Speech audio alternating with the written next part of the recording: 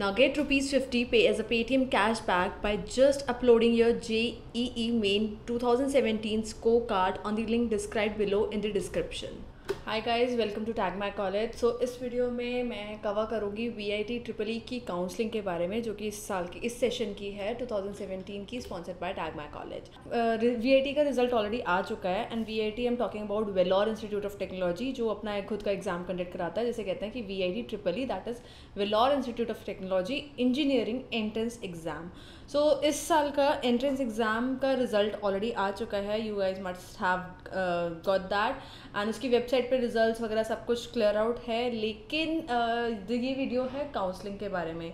तो काउंसलिंग के बारे में बता दूं, जिन बच्चों की VIT रैंक करीबन 99,999 आई है, मतलब 99,999 तक आई है, वो काउंसलिंग के लिए अटेंड कर सकते हैं। वो काउंसलिंग 11 मई से लेकर जो 22 मई तक होने वाली काउंसलिंग सेशंस हैं, 2 फेजेस में बेसिकली काउंसलिंग होगी, उसको अटेंड कर सकते हैं। तो ये वीडियो मेरी उसी के बारे में है। तो काउंसलिंग शेड्यूल ऑलरेडी आउट हो चुका है। एज आई सेड कि सिर्फ 99,999 रैंक वाले बच्चे तक ही इसको अटेंड कर सकते हैं, जिसमें से 20,000 तक की जिनकी रैंक आई है वो फर्स्ट फेज़ 1 में काउंसलिंग में फॉलो अप करेंगे।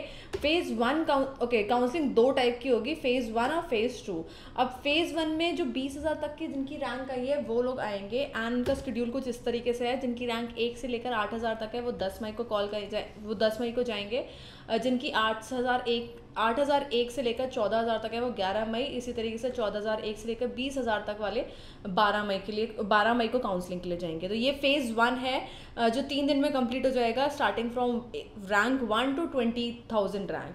अब बात आती है फेज़ 2 की। तो फेज़ 2 की रैंकिंग भी इसी तरीके से है, जो 15 मई से लेकर 16, 17, 18, 19 और 22 मई तक होगी। तो रैंकिंग स्कोर्स आपके सामने हैं। ये रैंकिंग है 20,000 से लेकर जिनकी 25,000 तक है वो 15। इसी तरीके से पूरी रैंकिंग वाले स्टूडेंट्स इसमें आ जाएंगे।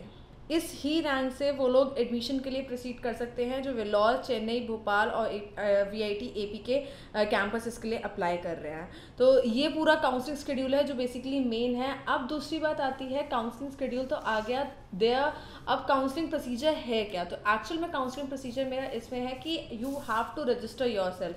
काउंसलिंग के लिए आपको अलग से खुद का रजिस्ट्रेशन करना होगा वेबसाइट पे जाके, जो कि वेबसाइट पे होगा VIT ट्रिपल ई काउंसलिंग 2017।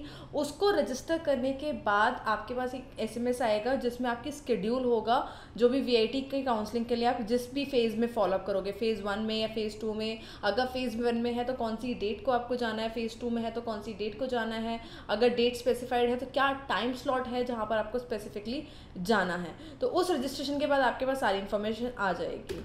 दूसरी चीज़, अपना एडमिट कार्ड ले जाना ना भूलिए। It is very mandatory to have that admit card, क्योंकि उस एडमिट कार्ड के मतलब के प्रूफ के बाद ही वो लोग काउंसलिंग का प्रोसीजर आगे लेते हैं। इन केस एडमिट कार्ड आपको एग्ज़ाम देने से पहले ही मिल जाता है, जिसमें आपकी सारी मतलब एग्ज़ाम की डिटेल्स होती हैं। इन केस अगर आपने खो दिया है तो डोंट वरी, VIT के रिजल्ट पे जब आप क्लिक करोगे, जब आप VIT का रिजल्ट निकालोगे तो वहाँ पर एडमिट कार्ड भी अवेलेबल होगा।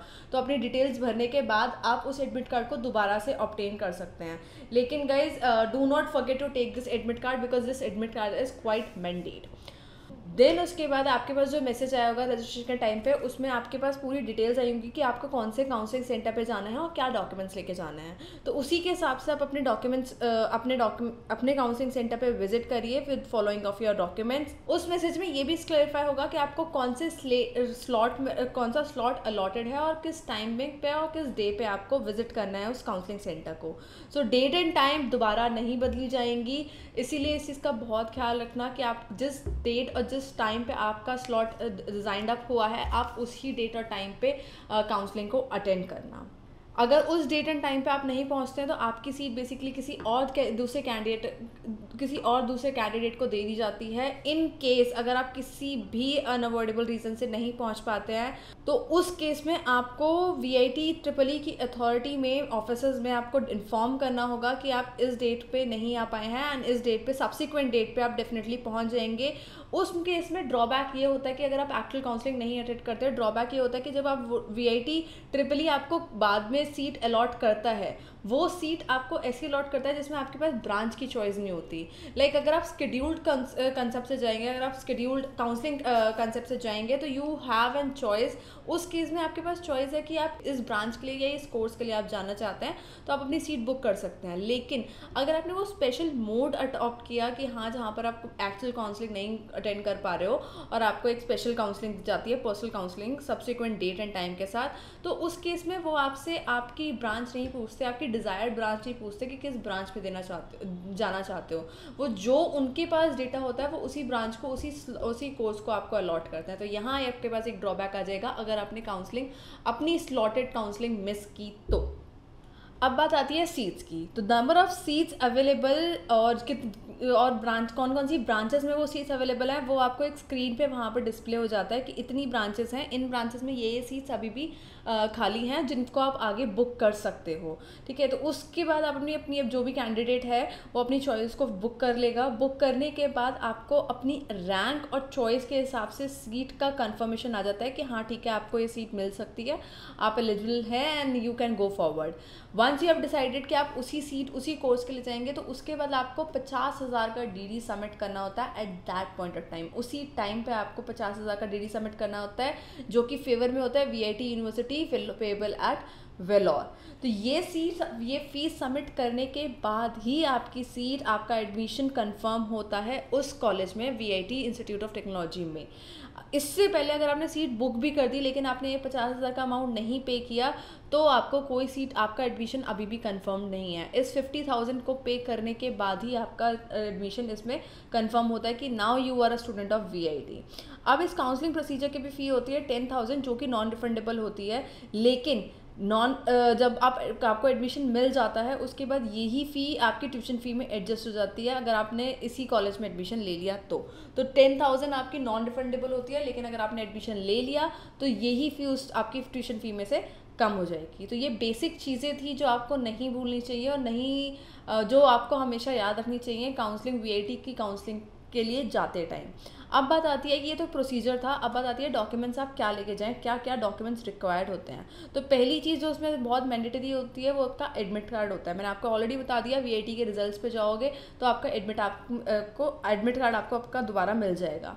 उसके बाद आपका काउंसलिंग एडमिट कार्ड भी दूसरा होता है। ये दूसरा होता है ई एडमिट कार्ड जो कि आपने एग्जाम टाइम पे दिया हुआ था, वो काउंसलिंग एडमिट कार्ड जो आपने रजिस्टर करने के बाद एक एडमिट कार्ड जनरेट होता है, वो होता है काउंसलिंग एडमिट कार्ड। उसके बाद आपका स्कोर कार्ड की आपकी जो रैंक आई है, जिस कैटेगरी में आप फॉल करते हो, जो रैंक आपकी प्रेजेंटेबल है विद मार्क्स, वो स्कोर कार्ड होता है। वो भी आपको वेबसाइट पे, वीआईटी की वेबसाइट पे, मेन वेबसाइट पे मिल जाएगा। उसके बाद अगर आपका कोई कास्ट सर्टिफिकेट होता है, अगर आप किसी कैटेगरी में फॉलोअप करते हो तो उसका कास्ट सर्टिफिकेट आपको स्पेसिफाई करना होता है। फिर नेटिविटी सर्टिफिकेट एज वेल, कि अगर आप जम्मू एंड कश्मीर से हैं या आसाम से हैं, मणिपुर से हैं, मेघालय से हैं, मिजोरम से हैं, नागालैंड से हैं, तो उस केसेस में आपको एक नेटिविटी सर्टिफिकेट भी प्रोवाइड कराना होता है। अपार्ट फ्रॉम दैट आपको 50,000 का डीडी भी अपने साथ के साथ लेके जाना पड़ेगा ताकि अगर आपको सीट मिल गई तो उसी टाइम पे आप अपनी सीट को लॉक कर सको। बाद के चांसेस मत छोड़ना क्योंकि बाद में वो सीट किसी और स्टूडेंट को या किसी और कैंडिडेट को अलॉट हो जाती है। तो ये डीडी आपको साथ के साथ लेके जाना होगा in order to lock up your. Next चीज़ जो आपको लेके जानी है वो है आपका प्रूफ ऑफ बर्थ सर्टिफिकेट ले जाओ, 10th की मार्कशीट ले जाओ, सर्टिफिकेट ले जाओ या आधार कार्ड ले जाओ, उसके अलावा और कुछ नहीं मांगेंगे।